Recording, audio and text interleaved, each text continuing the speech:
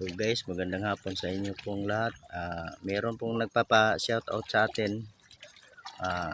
Pangalan niya ay si Sir Roldan Kalingayan. Magandang hapon po sa inyo, sir. Ingat sa trabaho mo, sir. Alam ko naman yung trabaho niya na napakahirap o parang ang isang paa niyo nakabaon na yun sa lupa dahil trabaho mo ay sundalo.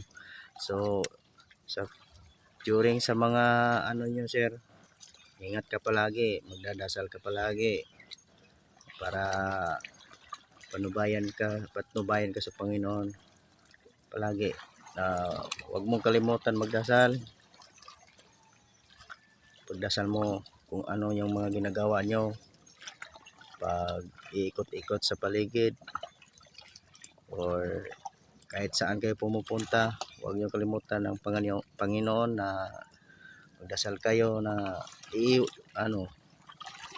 iiwas kayo sa mga disgrasya o mga trahedya na bilang sundalo or pulis. So salamat sa inyo, sir. Be a good soldier. God bless and thank you sa pa-shoutout.